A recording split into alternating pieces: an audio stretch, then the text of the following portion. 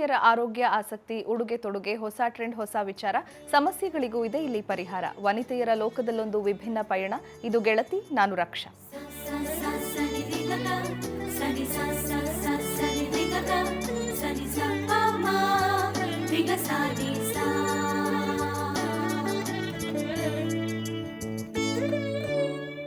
ನಿಮ್ದು ಕ್ಷಣಚಿತ್ತಂ ಕ್ಷಣಪಿತ್ತಂ ಅನ್ನೋ ಮನಸ್ಥಿತಿನ ಖುಷಿಯಾಗಿರೋರಿಗೆ ಸಡನ್ ಆಗಿ ಬೇಜಾರಾಗತ್ತಾ ಹಾಗೇನೆ ತುಂಬಾ ಬೇಗ ಕೋಪ ಮಾಡ್ಕೊಳ್ತಿದ್ದೀರಾ ಹಾಗಿದ್ರೆ ಇದು ಮಾನ್ಸೂನ್ ಎಫೆಕ್ಟೇ ಇರಬೇಕು ಹಾಗಿದ್ರೆ ಮಳೆಗಾಲಕ್ಕೂ ನಿಮ್ಮ ಮೂಡ್ನಲ್ಲಾಗೋ ಬದಲಾವಣೆಗೂ ಏನು ಸಂಬಂಧ ಅಂತ ಯೋಚನೆ ಮಾಡ್ತಿದ್ದೀರಾ ಈ ವಿಚಾರವಾಗಿ ನಾವು ಇವತ್ತಿನ ಗೆಳತಿ ಕಾರ್ಯಕ್ರಮದಲ್ಲಿ ಚರ್ಚೆ ಮಾಡ್ತಿದ್ದೀವಿ ಈ ವಿಚಾರವಾಗಿ ಮಾತನಾಡೋದಕ್ಕೆ ನಮ್ಮ ಜೊತೆ ಮನಃಶಾಸ್ತ್ರಜ್ಞೆಯಾದಂತಹ ಡಾಕ್ಟರ್ ಪದ್ಮಾಕ್ಷಿ ಅವರಿದ್ದಾರೆ ಡಾಕ್ಟರ್ ಕಾರ್ಯಕ್ರಮಕ್ಕೆ ಸ್ವಾಗತ ನಿಮ್ಗೆ ಮಾನ್ಸೂನ್ ಇವಾಗ ಕಾಲಿಟ್ಟಿದೆ ಸೊ ತುಂಬಾ ಜನಕ್ಕೆ ಮೂಡ್ ವೇರಿಯೇಷನ್ಸ್ ಆಗ್ತಾ ಇದೆ ಸೊ ಈ ಮಾನ್ಸೂನ್ಗೂ ಮೂಡ್ ವೇರಿಯೇಷನ್ಗೂ ಏನು ಸಂಬಂಧ ಅಂತ ಹೇಳ್ತೀರಾ ಭಾಳಷ್ಟು ಜನ ಹೇಳಿರೋದು ನೀವು ಕೇಳಿಸ್ಕೊಂಡಿರ್ತೀರ ಏನಂದರೆ ನನ್ನ ಹೆಂಡತಿ ಚೆನ್ನಾಗಿರ್ತಾಳೆ ವರ್ಷ ಎಲ್ಲ ಚೆನ್ನಾಗಿರ್ತಾಳೆ ಸಡನ್ನಾಗಿ ಏನೋ ಬೇಜಾರಲ್ಲಿರ್ತಾಳೆ ಏನೋ ಕೆಲಸನೇ ಮಾಡಲ್ಲ ಅದೊಂದು ಒಂದು ಸ್ವಲ್ಪ ದಿನ ಇರುತ್ತೆ ಆಮೇಲೆ ಹೊರಟೋಗುತ್ತೆ ಮತ್ತು ಕೆಲವರು ಹೇಳ್ತಾರೆ ನನ್ನ ಮಗನೂ ಹಾಗೆ ಒಂದೊಂದು ಸತಿ ವರ್ಷ ಎಲ್ಲ ಚೆನ್ನಾಗಿರ್ತಾನೆ ಸಡನ್ನಾಗಿ ಮಂಕವಿದು ಮೂಲೆಯಲ್ಲಿ ಸುಮ್ಮನೆ ಕುತ್ಕೊತಾನೆ ಏನೂ ಮಾಡಲ್ಲ ಅವ್ನು ಕಂಫರ್ಟಬಲ್ ಆಗಿರಲ್ಲ ಈ ಥರ ಬಹಳಷ್ಟು ಜನ ಕಂಪ್ಲೇಂಟ್ ಮಾಡಿರೋದು ನಾವು ಕೇಳಿರ್ತೀವಿ ಅದೇನು ಇವರೆಲ್ಲ ಚೆನ್ನಾಗೇ ಇರ್ತಾರೆ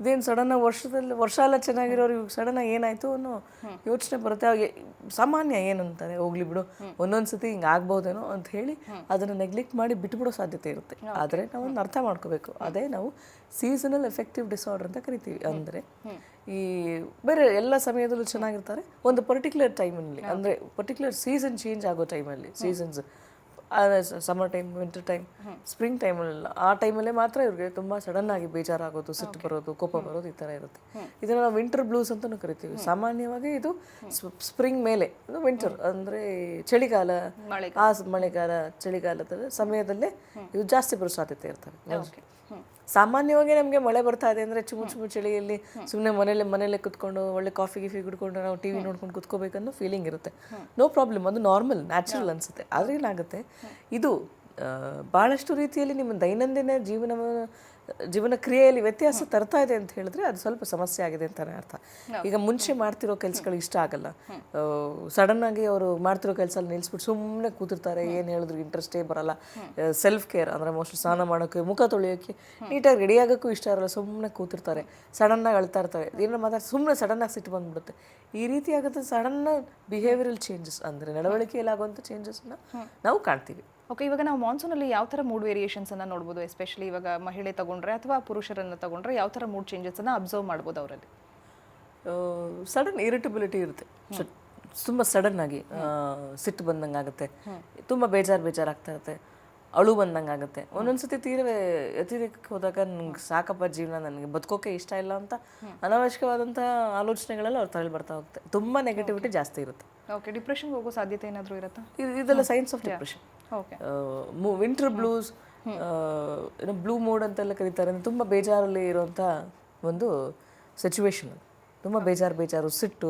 ಸಡನ್ನಾಗಿ ನನಗೇನೋ ಹಿಂಸೆ ಆಗ್ತಿದೆ ಅಂತ ಅನಿಸುವಂಥ ಫೀಲಿಂಗು ಎಲ್ಲಿರುತ್ತೆ ಹೆಂಗಸರಲ್ಲೂ ಗಂಡಸರಲ್ಲೂ ಸಮಾನವಾಗಿರುತ್ತೆ ಸ್ವಲ್ಪ ಹೆಂಗಸರಲ್ಲಿ ಸ್ವಲ್ಪ ಜಾಸ್ತಿ ಇರುತ್ತೆ ಅದೇ ಹೆಂಗಸರಲ್ಲಿ ಯಾಕೆ ಜಾಸ್ತಿ ಪ್ರಮಾಣದಲ್ಲಿರುತ್ತೆ ಮತ್ತು ಅವ್ರು ಯಾವ ಥರ ಮೂಡ್ ವೇರಿಯೇಷನ್ಸ್ಗೆ ಒಳಗಾಗ್ತಾರೆ ಎಸ್ಪೆಷಲಿ ಮಾನ್ಸೂನಲ್ಲಿ ಅಂತ ಹೇಳ್ತೀರಾ ನಿಮ್ಮ ಮನೆ ಕೆಲಸ ಎಲ್ಲ ಮಾಡೋಕ್ಕೆ ಬೇರೆ ಟೈಮಲ್ಲಿ ಪಟ ಅಂತ ಕೆಲಸ ಮಾಡ್ತಿರ್ತಾರೆ ಆ ಟೈಮಲ್ಲಿ ಕೆಲಸ ಮಾಡೋಕ್ಕೆ ಇಂಟ್ರೆಸ್ಟೇ ಇರಲ್ಲ ಏನೇ ಚಿಕ್ಕ ವಿಚಾರಕ್ಕೂ ಸುಮ್ಮನೆ ಜನರಲಾಗಿ ಏನೇ ಅಂದ್ರೂ ಬೇರೆ ಟೈಮಲ್ಲಿ ಆರಾಮಾಗಿರ್ತಾರೆ ಆವಾಗ ಮಾತ್ರ ಚಿಕ್ಕ ವಿಚಾರಕ್ಕೂ ತುಂಬ ಬೇಗ ರಿಯಾಕ್ಟ್ ಆಗಿಬಿಡ್ತಾರೆ ತುಂಬ ಬೇಗ ಸಿಟ್ಟು ಮಾಡ್ಕೊಂಡ್ಬಿಡ್ತಾರೆ ತುಂಬ ಬೇಗ ಬೇಜಾರು ಮಾಡ್ಕೊಂಡ್ಬಿಡ್ತಾರೆ ಆಮೇಲೆ ಚಿಕ್ಕ ವಿಚಾರಕ್ಕೂ ಸುಮ್ಮನೆ ನಮಗೆ ನನ್ನ ಕಂಡ್ರೆ ಯಾರಿಗೂ ಪ್ರೀತಿನೇ ಇಲ್ಲ ನಿಮ್ಗೆ ಯಾರುಗಳಿಗೂ ನನ್ನ ಕಂಡ್ರೆ ಇಷ್ಟನೇ ಇಲ್ಲ ಈ ರೀತಿ ತುಂಬ ಅತಿರೇಕವಾದಂಥ ರೆಸ್ಪಾಂಡ್ ಮಾಡೋ ಸಾಧ್ಯತೆ ಇರುತ್ತೆ ಓಕೆ ಹಾಗೇನೆ ಇವಾಗ ಮಳೆಗಾಲ ಅಂದ ತಕ್ಷಣ ಕೆಲವರಿಗೆ ಮಳೆ ಅಂದರೆ ತುಂಬ ಇಷ್ಟ ಇರುತ್ತೆ but at the same time ತುಂಬ ಜನ ಮಳೆನ ದ್ವೇಷಿಸೋರು ಇರ್ತಾರೆ ಮಳೆ ಅಂದರೆ ಆಗಲ್ಲ ಹೊರಗಡೆ ಹೋಗೋದಕ್ಕಾಗಲ್ಲ ಯಾಕಾದರೂ ಮಳೆ ಬರುತ್ತೋ ಅನ್ನೋ ಮೆಂಟಾಲಿಟಿ ಇರುತ್ತೆ ಸೊ ಅದಕ್ಕೂ ಈ ಮೂಡ್ ವೇರಿಯೇಷನ್ಸ್ಗೂ ಏನಾದರೂ ಲಿಂಕ್ ಮಾಡ್ಬೋದಾ ಅಂತ ಮಳೆ ಸಾಮಾನ್ಯವಾಗಿ ಎಲ್ರಿಗೂ ಬೇಕೇ ಬೇಕು ಕವಿಗಳಿಗೆ ಅವ್ರ ಮೂಡ್ ಬರೋದು ಅಂದರೆ ಅವ್ರ ಮೂಡ್ ಚೆನ್ನಾಗಿ ಬಂದು ಬರೆಯುವಂಥ ಸಂದರ್ಭ ಮಳೆ ಬಂದಾಗ ತುಂಬ ಒಳ್ಳೊಳ್ಳೆ ಆಲೋಚನೆಗಳು ಅವ್ರಿಗೆ ಬರ್ತಾ ಹೋಗುತ್ತೆ ಅವ್ರ ಕ್ರಿಯೇಟಿವಿಟಿ ಇಂಪ್ರೂವ್ ಆಗುತ್ತೆ ಮತ್ತು ಕೆಲವೊಬ್ಬರಿಗೆ ಆ ಮಳೆಗಾಲದಲ್ಲಿ ಒಂಥರ ಆಚೆ ಕಾಲಿಟ್ಟಿರೋ ಒಂಥರ ಹಿಂಸೆ ಆಗುತ್ತೆ ಮತ್ತು ತುಂಬ ಬೇಜಾರಾಗ್ತಿರುತ್ತೆ ಸಮ್ಟೈಮ್ಸ್ ಒಂಥರ ಸನ್ಲೈಟ್ ಕಡಿಮೆ ಆದಾಗ್ಲೂ ಇಲ್ಲಿ ಬ್ರೈನಲ್ಲಿ ಬಹಳಷ್ಟು ಕೆಮಿಕಲ್ ರಿಯಾಕ್ಷನ್ಸ್ ನಡೀತಾ ಇರಲ್ಲ ಸೊ ಹಾಗಾಗಿ ಇವರಿಗೆ ಮೂಡ್ ವೇರಿಯೇಷನ್ಸ್ ಬರೋ ಸಾಧ್ಯತೆ ಇರುತ್ತೆ ಓಕೆ. ಸೊ ಹಾಗೇನೆ ಇವಾಗ ಮಳೆಗಾಲ ಅಂದ ತಕ್ಷಣ ಇವಾಗ ಬಹಳಷ್ಟು ಜನ ಹೊರಗಡೆ ಔಟಿಂಗ್ ಹೋಗೋದಕ್ಕೆ ಇಷ್ಟಪಡ್ತಾರೆ, ಬಟ್ ಇನ್ನು ಕೆಲವರು ಮನೆಯಲ್ಲೇ ಬೇಜಾರಾಗಿ ಕೂತ್ಕೊಳ್ಳುವಂಥದ್ದು, ಸೊ ಸ್ಯಾಡ್ ಮೋಡ್ಗೆ ಜಾಸ್ತಿ ಹೋಗ್ತಾರೆ ಅಂತ ಹೇಳ್ತಾರೆ. ಸೊ ಯಾಕೆ ಅದಾಗತ್ತೆ ಮಳೆಗಾಲದಲ್ಲಿ ಅಂತ ಹೇಳ್ತೀರಾ? ಮಳೆಗಾಲ ಹೇಳಿದ ಸ್ವಲ್ಪ ಬಿಸಿಲು ಕಡಿಮೆ ಇರುತ್ತೆ, ಆಮೇಲೆ ಹೈಬರ್ನೇಷನ್ ಅಂತ ಪ್ರೋಸೆಸ್, ಸುಮ್ಮನೆ ಒಳಗಡೆನೆ ಸೇರ್ಕೊಂಡ್ಬಿಡ್ಬೇಕು ಅಂತ ಅನ್ಸುತ್ತೆ. ಆವಾಗ ಬಹಳಷ್ಟು ಪ್ರಾಣಿಗಳಲ್ಲೂ ನೋಡ್ಬೋದು, ಮನುಷ್ಯರಲ್ಲೂ ನೋಡ್ಬೋದು, ಈ ಬೇಸಿಗೆಗಾಲಲ್ಲಿ ಕೆಲಸ ಮಾಡಿ ಎಲ್ಲ ಮಳೆಗಾಲಕ್ಕೆ ಚಳಿಗಾಲಕ್ಕೆ ಸ್ಟೋರೇಜ್ ಮಾಡಿ ಇಟ್ಕೊಳ್ಳುವಂಥದ್ದು ಒಂದು ಸಿವಿಲೈಸೇಷನ್ ಇಂದನೇ ಬಂದಿರೋದು. ಇವಾಗ ಏನಾಗುತ್ತೆ, ಅವಾಗ ಸ್ವಲ್ಪ ಊಟ ಕಡಿಮೆ ಸೇರುವಂಥ ಸಾಧ್ಯತೆ ಇರುತ್ತೆ. ಸನ್ಲೈಟ್ ತುಂಬ ಮೋಸ್ಟ್ ಆಫ್ ದ ಟೈಮ್ ಬಿಸಿಲಿಗೆ ಎಕ್ಸ್ಪೋಜರ್ ಎಲ್ಲ ತುಂಬ ಕಡಿಮೆ ಇರುತ್ತೆ. ಆ ಥರ ಇದ್ದಾಗ ನಾನು ಅವಾಗಲೇ ಹೇಳ್ದಂಗೆ ಮೆದುಳಲ್ಲಿ ಆಗಬೇಕಾಗಿರೋ ರಾಸಾಯನಿಕ ಕ್ರಿಯೆಗಳಲ್ಲಿ ಬಹಳಷ್ಟು ವ್ಯತ್ಯಾಸಗಳಾದಾಗ ಈ ರಾಸಾಯನಿಕ ಕ್ರಿಯೆಗಳು are connected with emotions and the mood of the individual. ಆವಾಗ ಅದು ಈ ರೀತಿಯಾಗಿ ವ್ಯಕ್ತವಾಗುತ್ತೆ. ಮೂಡಲ್ಲಿ ವೇರಿಯೇಷನ್ಸ್. ಹಾಗಿದ್ರೆ ನಾವು ಯಾವ ವಯೋಮಾನದವರಲ್ಲಿ ಹೆಚ್ಚಾಗಿ ಮೂಡ್ ವೇರಿಯೇಷನ್ಸ್ ಅನ್ನ ಕಾಣ್ತೀವಿ? ಸಪೋಸ್ ಇವಾಗ ವಿಂಟರ್ ಬ್ಲೂಸ್ ಆಗಿರ್ಬೋದು ಅಥವಾ ಮಾನ್ಸೂನ್ ಅಲ್ಲಿ ಮೂಡ್ ಸ್ವಿಂಗ್ಸ್ ಆಗುವಂಥದ್ದು ಯಾವ ಏಜ್ನವರಲ್ಲಿ ಹೆಚ್ಚಾಗಿ ಕಂಡು ಬರುತ್ತೆ? ಎಲ್ಲ ಏಜಲ್ಲೂ ಕಾಣಿಸ್ತೀವಿ. ಸಾಮಾನ್ಯ ಈ ಮಿಡ್ಲ್ ಏಜ್ ಅವ್ರ ಮಧ್ಯೆ ಈ ಚಿಕ್ಕ ಮಕ್ಕಳಲ್ಲಿ ಅಷ್ಟೊಂದು ಕಾಣಿಸ್ತಾ ಇರ್ಬೋದು. ತುಂಬಾ ವಯಸ್ಸಾದವರು ತುಂಬಾನೇ ಬೇಜಾರಲ್ಲಿರ್ತಾರೆ, ಜನರಲ್ಲಿನೇ ಬೇಜಾರಲ್ಲಿರ್ತಾರೆ. ಇದು ಎಕ್ಸ್ಪೆಷಲಿ ಕಾಣಿಸ್ಬೇಕು ಅಂದ್ರೆ ಮಿಡ್ಲ್ ಏಜ್ ಅವರಲ್ಲಿ ಜಾಸ್ತಿ ಇರುತ್ತೆ, ಹೆಣ್ಮಕ್ಳಲ್ಲಿ ಜಾಸ್ತಿ ಇರುತ್ತೆ. ಓಕೆ, ಇವಾಗ ನಿಮ್ಮ ಹತ್ರ ಯಾರಾದರೂ ತುಂಬಾ ಮಾನ್ಸೂನ್ ಅಲ್ಲಿ ಸಾಕಷ್ಟು ಸಮಸ್ಯೆಗೊಳಗಾಗಿ ಅಂದ್ರೆ ಮೂಡ್ ಸ್ವಿಂಗ್ಸ್ ಇಂದ ಏನಾದರೂ ಸಮಸ್ಯೆಗಳಾಗಿ ಕೌನ್ಸಿಲಿಂಗ್ ಬಂದಿರುವಂತದ್ದು ಏನಾದರೂ ಇದೆಯಾ? ಆ ಥರದ ಕೇಸಸ್? ಡಾಕ್ಟ್ರೆ, ನಾನು ಬೇರೆ ಟೈಮಲ್ಲೆಲ್ಲ ತುಂಬಾ ಚೆನ್ನಾಗಿರ್ತೀನಿ, ಅದೇನೋ ಈ ಟೈಮ್ ಬಂದಾಗ ತುಂಬಾನೇ ಬೇಜಾರಾಗುತ್ತೆ ಡಾಕ್ಟ್ರೆ, ತುಂಬಾ ಏನೇನೋ ತಿನ್ಬೇಕು ಅನ್ಸುತ್ತೆ. ಕೆಲವೊಬ್ಬರಲ್ಲಿ ಡಿಪ್ರೆಷನ್ ಅಲ್ಲಿ ತುಂಬಾ ಸ್ವೀಟ್ಸ್ ತಿನ್ಬೇಕು ಆ ರೀತಿ ಅನಿಸ್ತಾ ಇರುತ್ತೆ. ಇನ್ನು ಮತ್ತೆ ಕೆಲವೊಬ್ಬರಿಗೆ ಏನೋ ತಿನ್ಬೇಕು ಅಂತ ಅನ್ಸಲ್ಲ, ಸರಿಯಾಗಿ ನಿದ್ದೆನೇ ಬರೋಲ್ಲ ಡಾಕ್ಟ್ರೆ, ನೈಟ್ ಎಲ್ಲ ಸುಮ್ಮನೆ ಹಿಂಸೆ ಆಗ್ತಾ ಇರುತ್ತೆ, ಬೆಳಗ್ಗೆ ಎದ್ದಾಗ ಫ್ರೆಶ್ನೆಸ್ ಇರಲ್ಲ, ಈ ರೀತಿಯಾದಂಥ ಕಂಪ್ಲೇಂಟ್ಸ್ ಬಹಳಷ್ಟು ಜನ ಮಾಡ್ತಾರೆ. ಓಕೆ, ಸೊ ಅವ್ರಿಗೆ ಯಾವ ಥರದ ಟ್ರೀಟ್ಮೆಂಟ್ ಥರ ಏನಾದರೂ ಇದೆಯಾ ಅಥವಾ ಕೌನ್ಸಿಲಿಂಗ್ ಅಲ್ಲಿ ಸರಿಪಡಿಸ್ಬೋದಾ? ಹೇಗೆ ಪರ್ಟಿಕ್ಯುಲರ್ ಈ ಸೀಸನಲ್ಲಿ ಅವ್ರನ್ನ ಸರಿ ಮಾಡುವಂಥದ್ದು ಹೇಗೆ ಅಂತ ಹೇಳ್ತೀರಿ? ಇಲ್ಲಿ ನಾವು ತುಂಬಾ ಚೆನ್ನಾಗಿ ಅರ್ಥ ಮಾಡ್ಕೋಬೇಕು. ಸೀಸನಲ್ ವೇರಿಯೇಷನ್ಸ್ ಆಗಿ ಏನೋ ಸ್ವಲ್ಪ ಪ್ರಮಾಣದ ಅವ್ರ ಕೆಲಸಗಳು ಮಾಡೋಕ್ಕಾಗ್ತಿಲ್ಲ ಅಂದ್ರೆ ನೋ ಪ್ರಾಬ್ಲಮ್, ತಕ್ಕ ಮಟ್ಟಿಗೆ ಮ್ಯಾನೇಜ್ ಮಾಡ್ಕೋಬಹುದು. ಅವ್ರಿಗೆ ನಾವು ಕೌನ್ಸಿಲಿಂಗ್ ಮಾಡಿ ಹೇಳ್ಬೋದು, ಇಟ್ಸ್ ಓಕೆ, ಇದು ನಾರ್ಮಲ್ಲು, ಇದು ನಿಮ್ಗೆ ಇದಾದ್ಮೇಲೆ ಇದು ಟೆಂಪ್ರರಿ ಫೇಸು, ಇದರಿಂದ ನೀವು ಸರಿ ಹೋಗ್ಬಿಡ್ತೀರಾ ಅಂತ ಹೇಳುವಂಥ ಟ್ರೀಟ್ಮೆಂಟ್ ನಾವು ಮಾಡ್ಬೋದು, ಕೌನ್ಸಿಲಿಂಗ್ ಅನ್ನು ಮಾಡ್ಬೋದು. ಆದರೆ ಏನಾಗುತ್ತೆ, ಕೆಲವೊಬ್ಬರಿಗೆ ತುಂಬ ಅತಿರೇಕವಾಗಿದೆ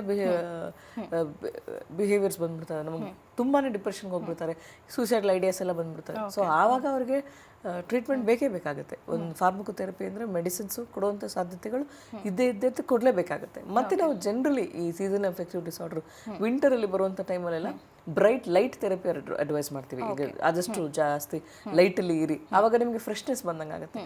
ಸುಮ್ಮನೆ ಮೊದಲೇ ಬಿಸಿಲು ಇಲ್ದಿರೋ ಕಾರಣದಿಂದ ಸ್ವಲ್ಪ ಕತ್ಲೆ ಇದ್ದಂಗೆ, ಸ್ವಲ್ಪ ಲೈಟ್ ಕಡಿಮೆ ಇದ್ದಂಗೆಲ್ಲ ಅನಿಸ್ತಾ ಇರುತ್ತೆ. ಸೊ ಆವಾಗ ಏನು ಈ ರೀತಿ ಇದ್ದಾಗ ನಮ್ಮ ಸ್ಟಿಮ್ಯುಲೇಷನ್ ಆಫ್ ದ ಐಸ್ ಆಗುತ್ತೆ, ಆಟೋಮೆಟಿಕ್ ಬ್ರೈನ್ ಸ್ಟಿಮ್ಯುಲೇಷನ್ ಆಗುತ್ತೆ. ಬ್ರೈನ್ ಸ್ಟಿಮ್ಯುಲೇಷನ್ ಆದಾಗ ಈ ನ್ಯೂರೋ ಟ್ರಾನ್ಸ್ಮಿಟರ್ಸ್ ಎಲ್ಲ ರಿಲೀಸ್ ಆಗಿ ಖುಷಿ, ಅದೊಂದು feel good factor, happy hormones ಅಂತ ಕರಿತೀವಿ, ಸೆರೋಟೋನಿನ್, ಡೋಪಮಿನ್, ಇದರ ಸಿಂಥಸಿಸ್ ಎಲ್ಲ ಚೆನ್ನಾಗಿ ಆಗೋ ಸಾಧ್ಯತೆ ಇರುತ್ತೆ. ಸೊ ಹಾಗಾಗಿ ನಾವು ಆದಷ್ಟು ಬ್ರೈಟ್ ಲೈಟ್ಸಲ್ಲಿರಿ, ಆಮೇಲೆ ಒಬ್ಬೊಬ್ಬರೇ ಕೂರೋದು ಬೇಡ, ಜನರ ಜೊತೆ ಬರೀರಿ ಅಂತ ಹೇಳ್ತೀವಿ. ಓಕೆ, ಇನ್ನು ಮಹಿಳೆಯರಿಗೆ ಹಾರ್ಮೋನಲ್ ಚೇಂಜಸ್ ರ್ಯಾಪಿಡ್ ಆಗಿ ಆಗುತ್ತೆ ಅಂತ ಹೇಳ್ತಾರೆ ಪುರುಷರಿಗೆ ಕಂಪೇರ್ ಮಾಡಿದ್ರೆ.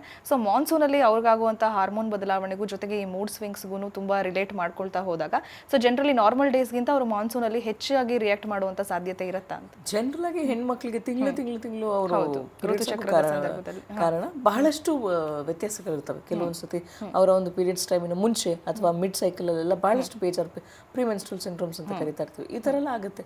First of all hormonal changes ಇರುತ್ತೆ. ಮತ್ತೆ ಇದು ಸಹ ತುಂಬಾ ವ್ಯತ್ಯಾಸಗಳು ಬಂದಾಗ ಬಹಳಷ್ಟು ಬೇಜಾರುಗಳು ತುಂಬಾ ಜಾಸ್ತಿನೇ, ಚಿಕ್ಕ ವಿಚಾರಕ್ಕೆ. ಈಗ ಪ್ರಾಬಬಲಿ ಮೆಸೇಜ್ ಮಾಡ್ತಾ ಇದೆಯಾ ನೀನು ಕುತ್ಕೊಂಡು ಅಂತ ಹೇಳಿ ಯಾರಾದರೂ ಆಕ್ಷೇಪಣೆ ಮಾಡಿದ್ರೆ, ಹೌದು ನಾನು ಯಾರನ್ನ ಜೊತೆ ಮಾತಾಡೋದೇ ನಿಮ್ಗೆ ಇಷ್ಟ ಇಲ್ಲ ಅಂತ ಹೇಳಿ ಅಸಂಬಂಧ ಮಾತುಗಳಿಗೆ ಹೋಗಿ ಲಾಸ್ಟಿಗೆ ಜಗಳ ಆಡಿ ನನ್ನ ಕಂಡ್ರೆ ಇಷ್ಟೆಲ್ಲ ಸತ್ತೋಗ್ಬಿಡ್ತೀನಿ ನಾನು ಅನ್ನೋ ಅತಿರೇಕಕ್ಕವರೆಗೂ ಹೋಗೋ ಸಾಧ್ಯತೆ ಇರ್ತವೆ. ಸೊ ಹಾಗಾಗಿ ಬಹಳಷ್ಟು ಚೇಂಜಸ್ ಆಗುತ್ತೆ because of hormonal variations in lady. ಈ ಟೈಮಲ್ಲಿ ಇನ್ನೂ ಜಾಸ್ತಿ ಆಗೋ ಸಾಧ್ಯತೆ ಇರುತ್ತೆ because of this particular seasons. Okay, monsoon mood swings ಬಗ್ಗೆ ಮತ್ತಷ್ಟು ಮಾತನಾಡೋಣ ವೀಕ್ಷಕರೇ. ಆದರೆ ಅದಕ್ಕೂ ಮೊದಲು ಗೆಳತಿ ಕಾರ್ಯಕ್ರಮದಲ್ಲಿ ಈಗ ಸ್ಮಾಲ್ ಬ್ರೇಕ್.